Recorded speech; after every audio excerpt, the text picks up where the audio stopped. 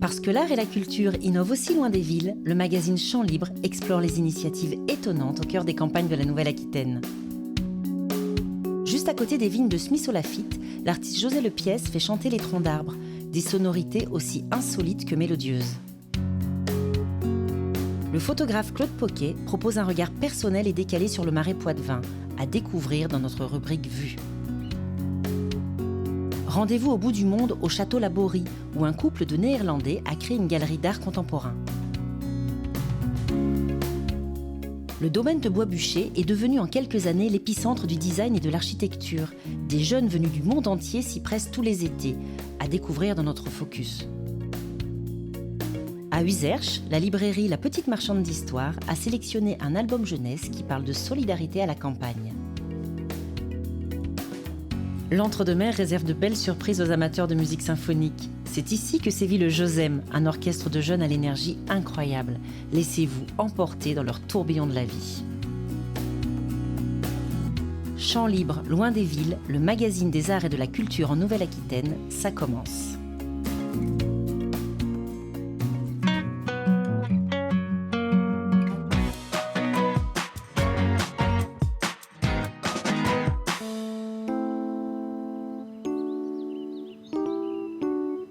À 2 pas du parc de sculpture contemporaine de Smith-au-Lafitte se trouve une étonnante forêt habitée d'œuvres d'art. Tout près de là, le sculpteur et musicien José Lepiès, invité par les propriétaires du château, façonne inlassablement ses arbrassons. Là, il y a une courbe qui est pas mal et qui va peut-être inspirer quelque chose.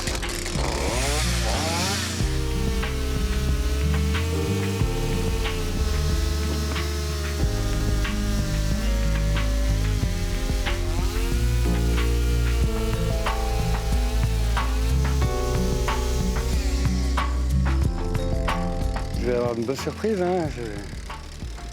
Tous ceux qui essayent de réfléchir l'arbrasson avec des données cartésiennes et scientifiques, comment ça marche, comment vous faites, quel angle, quelle profondeur, quelle de coupe, quel ceci, cela, c'est une catastrophe. Il va falloir beaucoup de patience et de ponçage et d'affinage. On l'entend déjà, par contre il va sonner parce que il sonne déjà à la percussion. Effectivement, là, on peut entendre une ligne mélodique.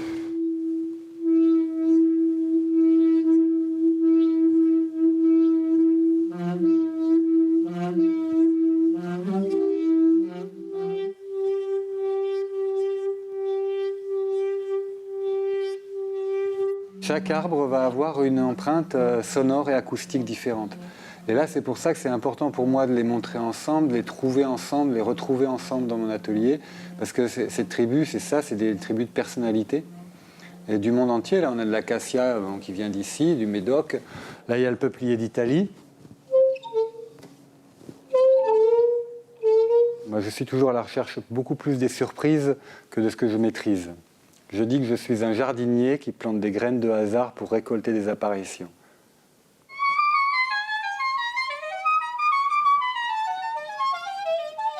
Chaque lame vibrante ici, chaque lame a une note. Et quand je passe la main de haut en bas,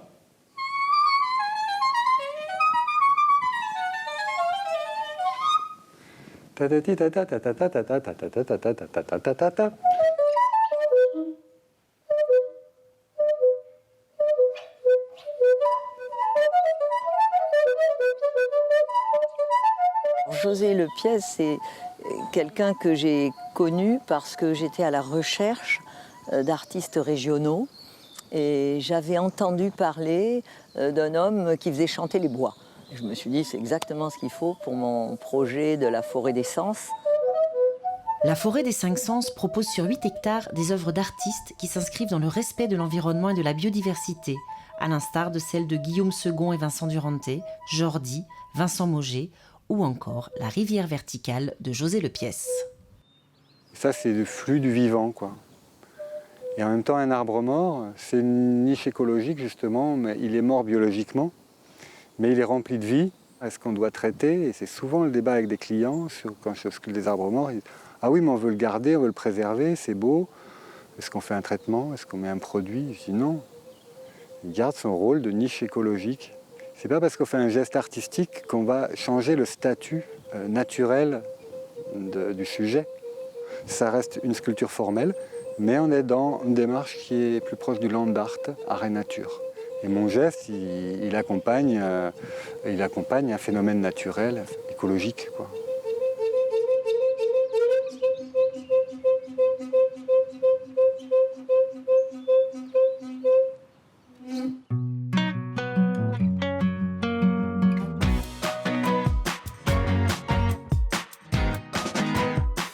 Avec la rubrique Vue, découvrez l'univers d'un photographe. Le Marais Poitevin, Claude Poquet le connaît bien, lui qui vit à sa porte. Lorsqu'en 2009, le parc naturel régional lui donne carte blanche pour immortaliser ses paysages, il n'hésite pas un seul instant. Porter un regard singulier sur des paysages marqués par l'emprise de l'homme, il connaît, lui qui a photographié le littoral français, les bordures des routes nationales ou l'itinéraire de la déportation de sa mère jusqu'au camp d'Auschwitz. L'imagerie touristique de la Venise verte, faite de canaux et cours d'eau sous la voûte rafraîchissante des arbres, ne l'intéresse pas, trop convenu. Il préfère partir en quête des lieux méconnus, des anachronismes, détails décalés ou anomalies, tout ce qu'il appelle les calembours visuels. Je suis un photographe documentaire. Quand on travaille sur la réalité, il faut faire un pas de côté, dit ce membre de l'agence Vue, dont on peut voir les photos dans Libération, Le Monde ou Télérama. Au volant de sa voiture aménagée pour pouvoir passer des nuits sur place, il s'immerge dans la diversité du marais, marais mouillé ou marais asséché. Lentement, sans trépidation, sans autre urgence que celle du bon cadrage ou de la bonne rencontre, il pose son trépied et sa chambre grand format face à ses trouvailles. Simples, émouvants, cocasses, ces paysages et portraits sont empreints de mélancolie, décidément loin d'une Venise verte idéalisée.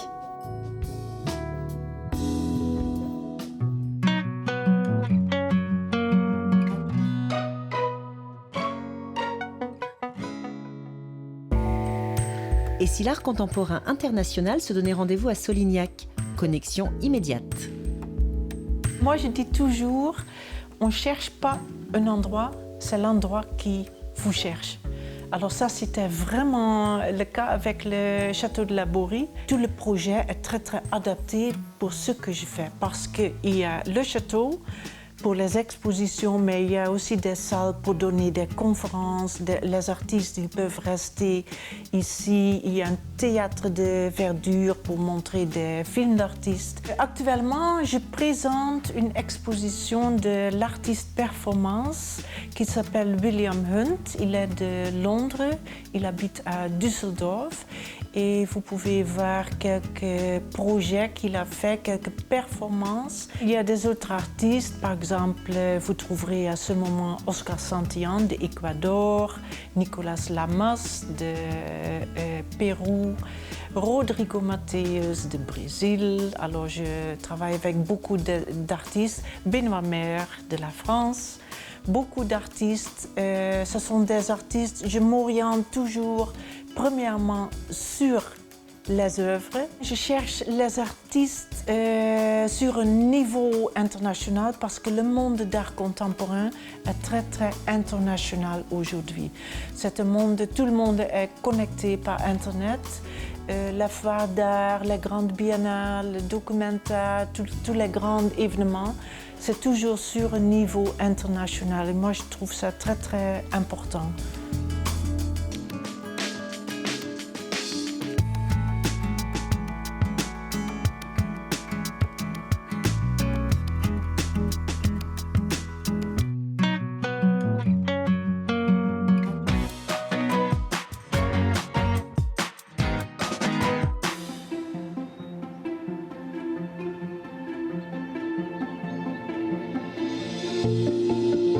Au bord de la Vienne, un ancien domaine agricole et son château du 19e sont entièrement consacrés au design et à l'architecture. Une entreprise un peu folle portée par un grand collectionneur allemand, fondateur du Vitra Design Museum à Bâle. Visite guidée au milieu d'installations monumentales. Alors, je vous souhaite le bienvenu à Bois-Bécher. C'est la propriété d'un entrepreneur culturel allemand qui s'appelle Alexander von Fegesack, qui l'a acheté en 1986 afin de créer un centre d'éducation en design et en architecture. L'activité principale depuis 30 ans ici, c'est quand même les workshops. Le charme de ces workshops, c'est pas seulement le processus créatif partagé dans un groupe international, mais aussi la vie ensemble. Tout ça, ça crée une atmosphère particulière. Tous les étés, les workshops internationaux se tiennent à Bois-Bûcher avec les plus grands noms. Le Colombien Simón Vélez, le Japonais Shigeru Ban, le Portugais Álvaro Siza ou encore le Russe Alexander Brodsky. Pour les idées et pour la fantaisie, il faut des émotions. Toucher le matériau, sentir le parfum du matériau et tout ça. Et si vous n'avez pas ça, ça devient jamais un objet humain, un objet qui a un caractère fort. Et ça, évidemment, en université et à l'école, on ne peut pas vous donner cette expérience. Ici, on a reçu l'architecte libanaise Lina Gotme. Pour cette serre, elle a créé une espèce de triangle tordu un peu. L'effet de cette serre se voit déjà après un an, avec beaucoup de tomates, de concombres, de différents arbres, de salades. Ça, c'est pour la salade. Merci. Et ça, c'est... Merci. Fin de visite à l'intérieur du château avec la collection personnelle du propriétaire. J'ai commencé à collectionner très tôt, quand j'ai eu 13 ans, 14 ans. Sur les marchés aux puces, ça m'a fasciné. Évidemment, la collection est devenue une collection de design appliqué, surtout dans les technologies qui ont permis la production en masse. Dans l'ancien château du domaine, on fait montrer nos expositions estivales. Et pour cette année, on a invité une commissaire d'exposition autrichienne, Verena Formanek. Et pendant son workshop, elle a travaillé à la base de la collection d'Alexander von Fegesack, la collection de design, sur la question du genre dans le design. Et ils ont d'abord nettoyé le bâtiment ici, ils ont choisi les objets de la collection qui illustrent le mieux cette question du genre.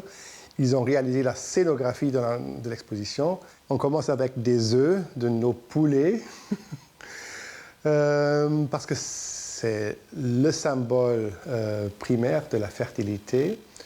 Et c'est un design fait par la nature, un design parfait. Il n'y a aucun objet fait par l'homme qui est si complexe comme un œuf. Ça reste un grand travail de communiquer avec les gens autour, mais je trouve que c'est un très beau travail. Ils ne sont pas compliqués, les choses. Le design et l'architecture est quelque chose que chacun et chacune peut facilement comprendre parce que ce sont les objets que chacun ou chacune utilise chaque jour.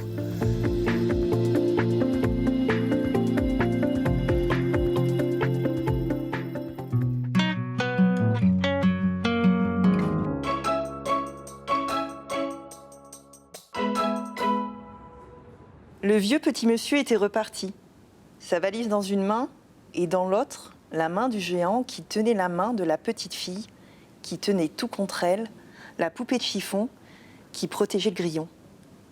Ils ont marché longtemps, loin, très très loin. Et plus loin que loin, ils ont trouvé la solution. Elle faisait peine à voir. Elle était triste, elle était seule. C'était une maison abandonnée, une maison vide à la porte fermée.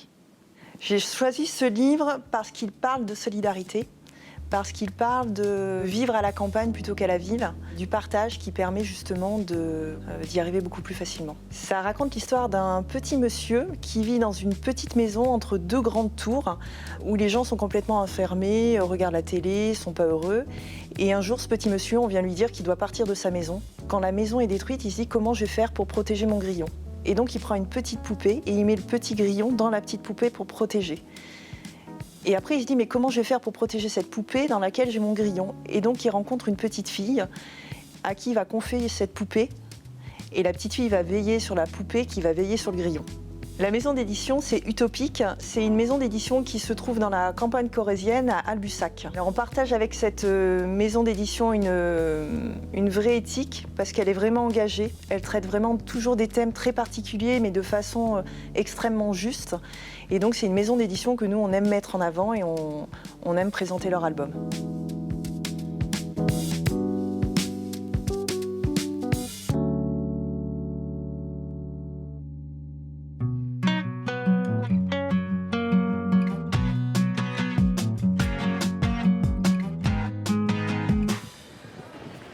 Depuis 30 ans, Créon, en Gironde, vibre au son du Josem. Sans tabou, ces jeunes musiciens se frottent à un répertoire allant du classique au rock. Cette année, le Josem organise Entre deux airs, un festival de jeunes orchestres symphoniques venus du monde entier. On va faire 2 comme ça. On peut commencer, violon 2 du coup. Après, il ne faut pas que ça fasse un gros trou avec les altos, mais... On est en train de finaliser les préparatifs pour notre soirée de clôture du festival. Ça fait une semaine qu'on fait jouer des orchestres venus du monde entier dans plein de villages différents de l'Entre-deux-Mers. Et ce soir, on les regroupe tous sur cette place pour un concert super symphonique avec 2 géants orchestres composés de tous les musiciens de tous les orchestres qu'on a invités pendant le festival. Alors on organise des rencontres internationales d'orchestres pour créer du lien entre les musiciens, montrer que le Josem existe, qu'il a une place ici dans l'Entre-deux-Mers qui est assez forte, et montrer qu'en fait il y a plein d'autres Josem dans le monde entier et qu'il n'y a pas que seulement ici que ça se passe. Et puis c'est aussi pour le plaisir.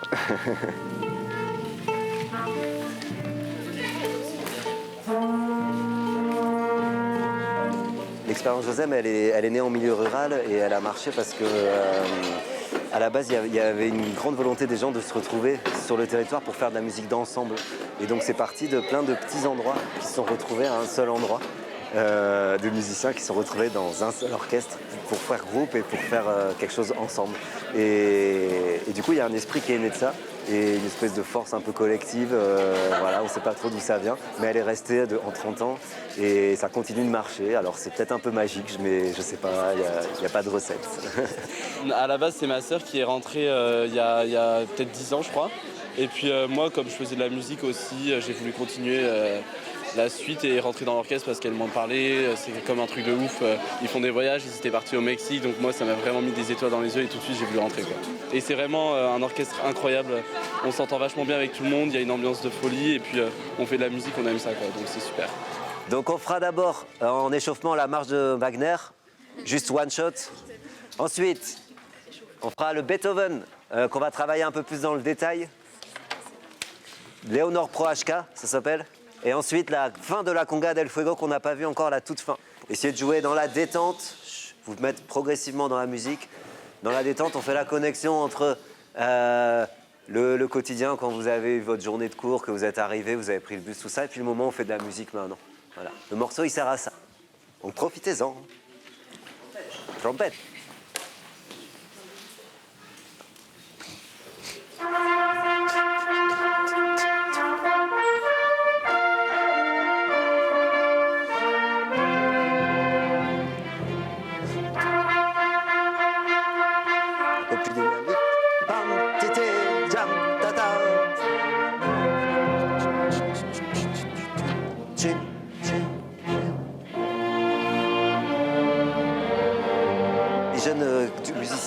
De l'orchestre que vous voyez, c'est des jeunes du Créonais, du secteur de tout l'Entre-deux-Mers, mais aussi d'ailleurs avec le bouche à oreille, on avait beaucoup de musiciens qui sont arrivés de Bordeaux et des environs, de Libourne et tout ça, pour rejoindre les rangs de l'orchestre. Donc on a un beau melting pot de jeunes musiciens d'un peu partout. Voilà. Il y a une moyenne d'âge qui est autour de 17-18 ans si on cumule tout le monde.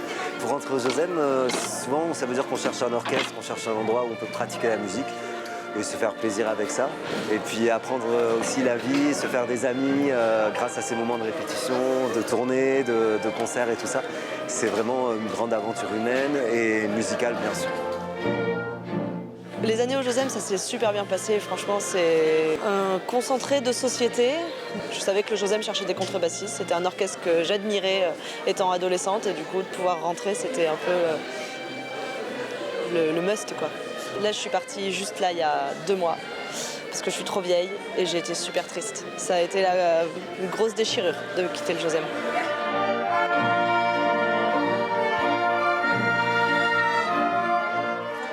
La soirée de clôture du festival, c'est vraiment le point d'aboutissement de ce projet.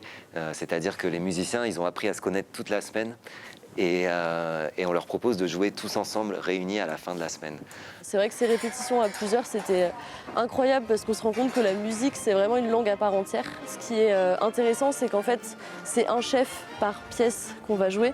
C'est-à-dire que les chefs d'orchestre, on est dirigé pour une pièce par le chef des Brésiliens, pour une autre par celui des Espagnols. Donc ça mélange aussi des musiciens allemands qui sont dirigés par un autre chef et on découvre aussi ce que c'est de jouer de la musique sous une autre direction, internationale qui plus est. Y ahora aquí estaba dirigiendo una orquesta conjunta grande, que era la de Düsseldorf, la de Rumanía y la de Brasil. Y bueno, el contacto desde el primer ensayo ha sido muy bien y ha ido genial, o sea que muy bien. La chef, c'est une jeune chef qui a accompagné l'orchestre de Roumanie, qui est une chef macédonienne et voilà, qui étudie la direction depuis 2 ans seulement. Et du coup, je lui ai proposé de diriger une pièce pour ce festival qui est autour de quand même des jeunes qui font de la musique. Donc je trouvais ça bien d'avoir une très jeune chef. Et je lui ai proposé du coup comme soliste un ami qui est un très bon musicien international, Sébastien, qui est mexicain, qu'on avait rencontré il y a plusieurs années avec le Josem, qui a déjà joué plusieurs fois avec nous. Voilà, donc là ils vont répéter ça maintenant. Alors c'est Kol Nidrei de Max Bruch.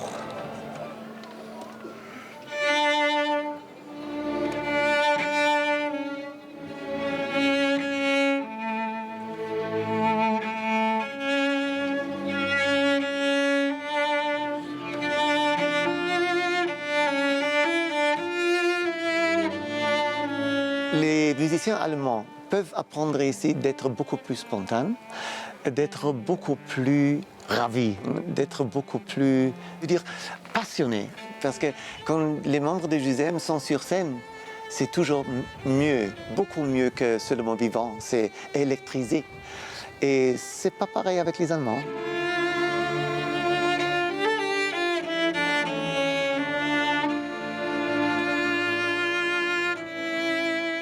Le concert de clôture, c'est vraiment le point d'aboutissement du festival où tout doit prendre sens en fait et on peut rassembler toutes les nationalités déjà au même endroit. Le dernier moment, c'est quand vraiment on a tous les musiciens ensemble qui finissent avec l'esprit qu'on a voulu amener dans le festival et qui repartent avec ça. On vous dit à dans 15 ans parce que le Josem cette année a 30 ans et je vous promets que c'est pas prêt de s'arrêter. Merci, c'était le festival Entre deux airs.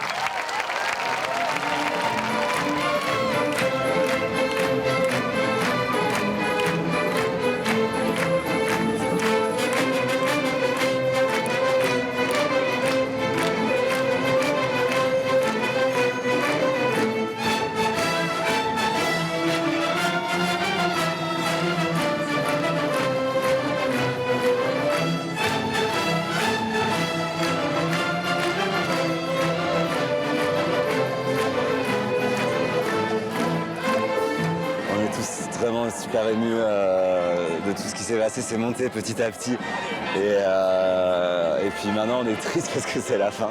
Prochain festival dans quelques temps, je pense. Nous on va essayer de partir à l'étranger aussi, aller voir ce qui se fait ailleurs et puis on va apprendre, on a appris de plein de choses des autres orchestres aussi.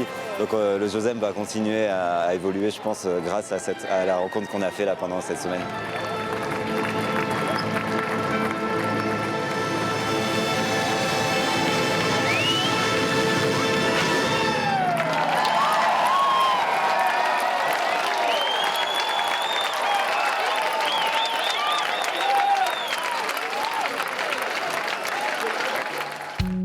Dans le prochain numéro de Chant Libre, focus sur Pollen, ou comment l'art contemporain fait partie depuis 30 ans du quotidien des habitants de la Bastide de Montflanquin. Maïté Chouecheverria a photographié les îles de l'estuaire de la Gironde, à découvrir dans notre rubrique Vue. C'est avec la BDiste taïwanaise Li Chilin que nous vous emmènerons au bout du monde. Focus sur le festival Pampa, un rendez-vous théâtral exigeant et vitaminé. Dans la rubrique Lu, coup de foudre dans le Médoc avec la belle Napa Sommeil d'Eric Holder. Avant-première, rencontre avec la crème des acteurs et des réalisateurs, tournage de films, au Festival du film de Sarlat, 600 lycéens vivent le cinéma en grand. Chant libre, loin des villes, le magazine des arts et de la culture en Nouvelle-Aquitaine.